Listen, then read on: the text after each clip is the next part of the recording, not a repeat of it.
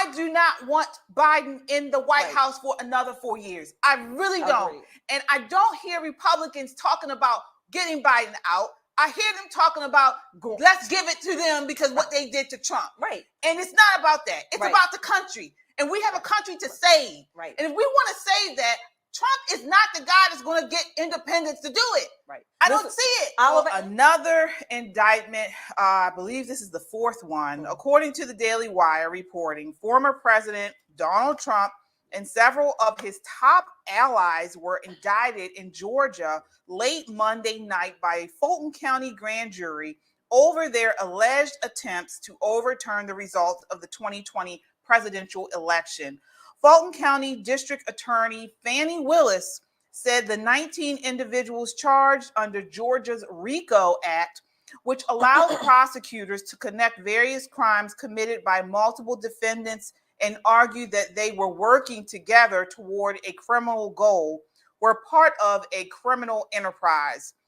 Take a look at Fani Willis at this presser. Today, based on information developed by that investigation, a Fulton County grand jury returned a true bill of indictment, charging 19 individuals with violations of Georgia law arising from a criminal conspiracy to overturn the results of the 2020 presidential election in this state. The indictment includes 41 felony counts and is 97 pages long.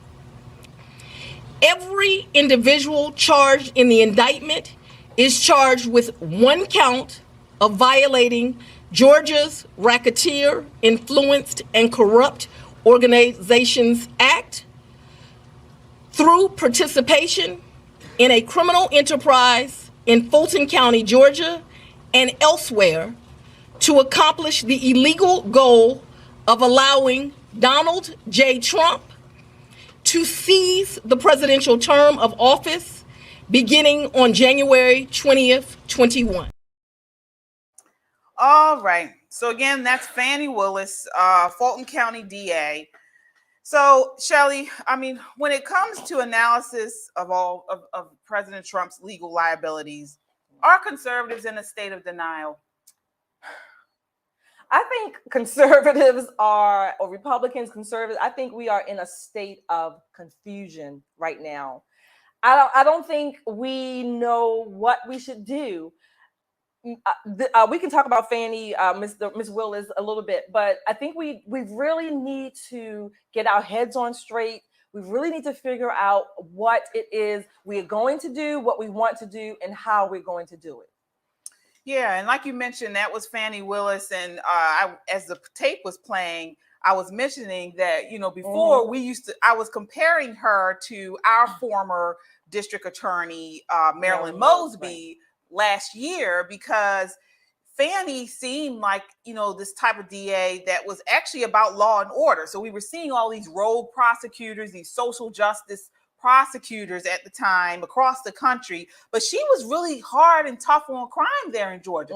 Right now, she's putting she's got the cases against those rappers and the gang members, and she took some flack for that. But now we have her doing this. So when Katie and I are talking about Ms. Willis, she's right. She's saying one of the things I want to mention that, number one, as human beings, none of us is all this or none of this. So we can run the gamut across the human spectrum, whatever that may be, for good or bad, and a little bit of in between. None of us is, well, except for murderers, I'll say, and pedophiles, but none of us is really all bad, and we're certainly not all good. That's number one. Number two, any political position, elected official, appointed official, is and can be ripe for corruption.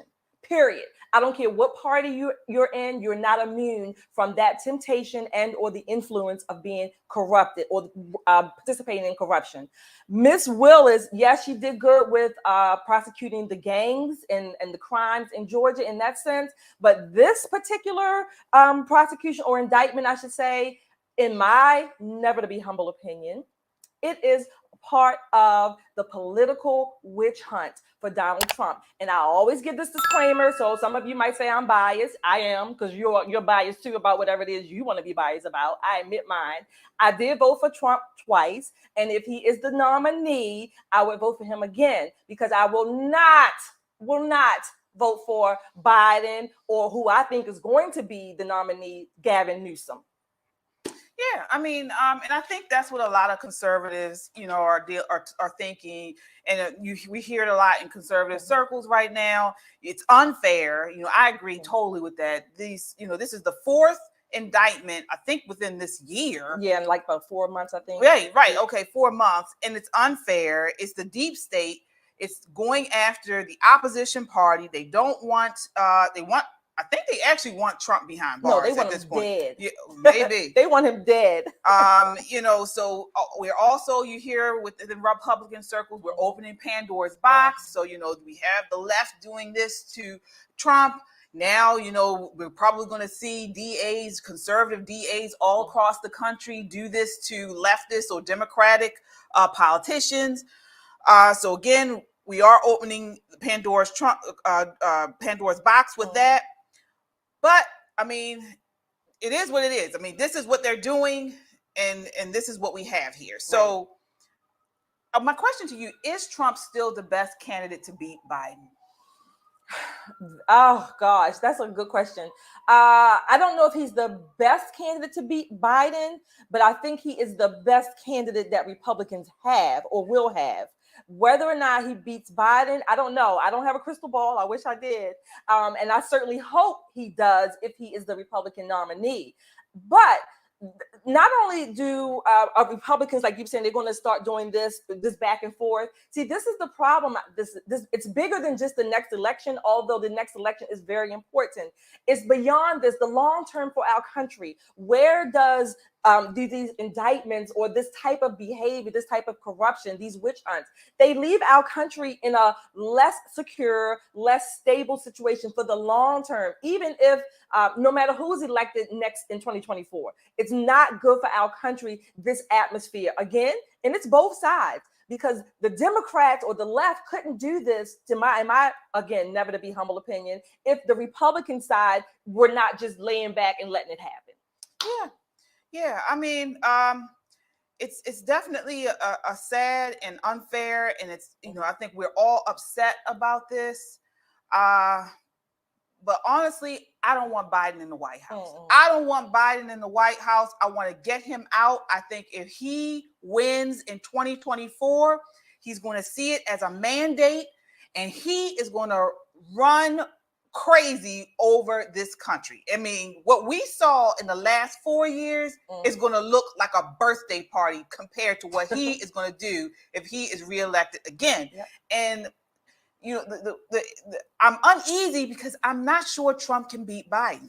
Now let's look at this. So his legal schedule within the next couple months leading up to the 2024 election, he's going to be in court for the next year. Right. We have here January 15th and January 29th. He's going to be in court for his defamation case. May 20th, he'll be in Florida defending himself against the criminal allegation that he mishandled classified documents. January 2nd, 2024 trial date for the case involving the former president's conduct leading up to and culminating in the events of January 6th. He is going to be in court for the next year. And even if these court cases are postponed, it's unlikely that they're going to be pushed out beyond the presidential election. How is he going to be able to run a campaign? Well, the legal part, I slightly disagree. I think many of these cases or court dates, they will be postponed, delayed. A lot of them, they're going to have to, because number one, between the state and the federal cases, they're going to overlap as far as the dates. I mean, the calendar is only 365 days, right? So we don't have extra days on the calendar. So they're going to do that. But again, the left is going to try to make it so tight so that he cannot campaign, that he has to be in court, They're going to basically try to wear this man and his campaign down, this concerted effort. And again, whether or not you think Trump is guilty, I do think the legal charges are serious. I do think this is a witch hunt, but whether or not you think he's guilty or not is irrelevant. They're going to wear him down. This is the opposition. This is what happens in third world countries that we like to call third world countries. Well, hell, we are pretty much on par with them now with this kind of conspiracy, if you want to call it, corruption, witch hunt that we have going on. Yeah.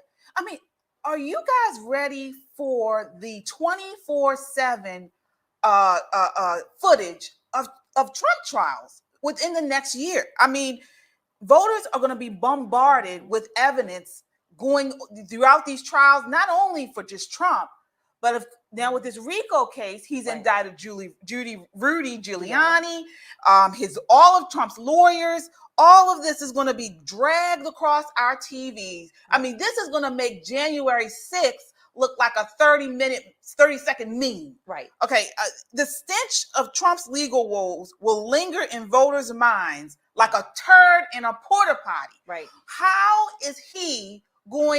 are independents going to actually think about voting for him? Well, again, to your point, KJ, again, Trump is the issue, and this is what we talked about earlier. But he shouldn't be. He shouldn't be. But why and when are Republicans going to put up the ante for their candidate? We don't have another candidate who garners the attention, the command of the audiences like Trump does. Where are we? What are we doing to counter this? Trump, whether you're for him or against him, he is consuming the energy in the room, and Republicans don't have a viable alternative. What are we going to do? Well, I mean, it's a couple things we could do. I mean, if the country needs to be put first, the country needs to be put first, and I think that some of these candidates within the primary need to drop out. I think if we didn't have such a large pool, then if it was just, maybe DeSantis and Trump or whomever, it would narrow down and it would at least get closer and closer. Then we're still early. It's still early in the primary. We're about to have our first debate. I mean, Trump is not doing that. But my question is Trump putting the country first? Wait a minute. Is he putting the country first by continuing to run? Wait a minute. You just said these other candidates should drop out, or some of them should. Well, then that's not Trump's fault that they have not dropped out. If they need to drop out, and I agree with you, I think some of them, Tim Scott, Nikki Haley, maybe Chris Christie, possibly if DeSantis is going to be the next anointed and or appointed Republican candidate that takes the helm, then DeSantis, number one, needs to step up on his own accord. He needs to be the man, the man of the hour, the man of the country, and he needs to step up his own account. Trump has his own problems. Whether or not he steps down, which I doubt it, is the whole separate issue. The other Republicans, as a party, we need to step up our game to present alternatives. Well, I mean, I personally think we have a very good slate of candidates. Okay. I do. I think we have a very good slate of candidates, but I feel like no one is putting the country first. And I don't feel like Trump is. I mean, look at this. So the entire next year will be taken up by his trials. He's already using campaign money to pay for his legal issues. This money is going to be needed for the Get Out the Vote campaign. We got to beat them with these mail-in ballots. We got to get out the vote across the country. We do see DeSantis show within Florida that he was able to flip the state. He was able to get out the vote. He was able to bring over independents and Democrats to the Republican side. He's a younger man. We are not giving independent voters an actual choice. We have two 80-year-old men. Now, mind you, Trump is much more energetic. Yeah. He's much more better displayed, but still, he's an 80-year-old man. He'll be 80 when he runs. Biden is 80. He's got legal problems, whether you think it's unfair. I do believe it's unfair. I think it's a witch hunt, but he's got legal issues. I don't understand why he's running. I really don't. I understand why he's running. I think for two reasons. I think he wants to, part of it is that it's him, it's about himself. He wants to, I guess, renovate, reignite his campaign that he lost. Okay, And what's that got to do with the country? That doesn't. That's about him. Number two, well, let me stay there for 1 second. That's about him. But every presidential candidate has a part of their candidacy that's about them is why they're running. Yeah. Everyone. That you have to. I agree. Not all of it, though. Not all of it. But secondly, I do think he has the country's best interest in some ways. Again, however, I'm not going to put this on him to blame him for running to say that the other candidates who don't drop out or that he's blocking the other Republicans. No, DeSantis, if DeSantis is a man, he won Florida. Yes, he did a great job in Florida. Well, then step up your game, DeSantis. The country needs you. If we're not going to choose Trump, and he's not going to be the candidate, whatever, fine. Then DeSantis step up. Vivek step up.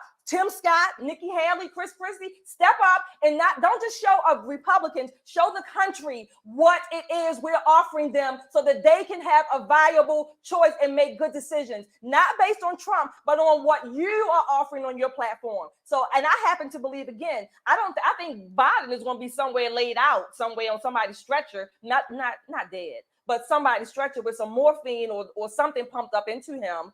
But I think Gavin Newsom is going to be the Democrat nominee. I honestly believe that. I could be wrong, but nevertheless, for Republicans, we take responsibility for ourselves and step up the game. Yeah, it is. What do you mean step up? I mean, you have people that are obsessed with Trump. Republicans too. That's what I mean. Yeah, Republicans and Democrats. Not only that, but they're not thinking rationally, and it's not even about winning. I mean, I talk to Republicans across the country. Oh, you mean, okay. Republicans don't talk about winning. They talk about Trump's vindication. Well, then why is that Trump's fault? Then that means Republicans need to change their mind. Yeah. That's not Trump's fault. Right. The Republicans need to change their mind, change their mindset, and put the issues. Economy is always one of like the number one. Nothing can talk. Yes, I agree with you there, but it won't get talked about. Biden's failing economy won't get talked about. That's our fault. Afghanistan and his terrible pullout and 13 people who lost their lives won't get talked about. The border won't get talked about. Mm-hmm. We are going to be talking about Trump for the next year. Nothing else is going to be able to get in a conversation, and this is not what we want. That's if we want to talk. If we want to get independence, if we want to get some Democrats back over to the Republican side, I mean, I don't see how we're going to do it with Trump. I really don't. I really don't. And believe me, when I say this, I voted for Trump before too. But I do not want Biden in the White House for another 4 years. I really don't. And I don't hear Republicans talking about getting Biden out. I hear them talking about let's give it to them because what they did to Trump. Right. And it's not about that. It's about the country. And we have a country to save. Right. And if we want to save that, Trump is not the guy that's going to get independence to do it. Right. I don't see it. Oliver Anthony, look at his lyrics. He talked about it. Those are the issues that Republicans are not talking about. We collectively are consumed with Trump on the right and on the left. Yeah. I mean, like I said, I know people are probably going to be talking, people don't want to hear you say anything about Trump. I know it. And again, I like Trump. I thought his administration, I thought he did a very good job with when he was president. But let me just give you an example, and then we definitely got to move on. My son plays soccer, okay? And, he had a coach who was very good coach. But the coach always had a lot of drama going on. And it wasn't necessarily his fault, but it was always a bunch of drama going on outside of the actual sport. But he was a good coach. But it got to a point where parents, even though he was good, even though the boys liked him, were starting to tire and get frustrated with all the extra drama. And this is kind of what I think we're going to see with middle America, with independents and with maybe some Democrats we can bring over to the Republican side in a general election. Yes, Trump had a great administration, a great 4 years, but all this drama, people get tired of it. People that don't live for him, like us, Republicans, people that just want want to stop paying want to- all this we money. wanna win. People who want gas, down. People who want the border, our border control. People who want to, they don't want to hear about all these court cases. Right. And they're just not going to show up.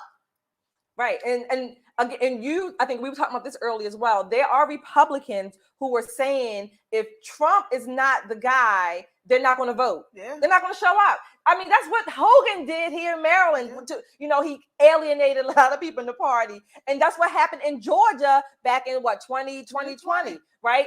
Republicans didn't show up. And look who we have as a senator or whatever. You got Warnock. Warnock, right. We got Warnock. So, I mean, this is where Republicans, this is how a part of us, again, we have to take self-accountability. Why are we not going to support our candidate if it is not Trump? Whoever it is, we still need to show up, and independents need to show up. Hopefully they will vote for the candidate that we nominate. But if we don't show up, then it's still not a win. It's not. So we'll see there. Like, again, we have the debate coming up here in the next couple of weeks. I think it might be next week or the week after. I think it's next week. Yeah. So we're going to watch it. I don't think Trump is actually debating. I hope he does. I hope he does too. But it would be really nice if he did. But we'll watch that and we'll be here to comment. So we're moving right along.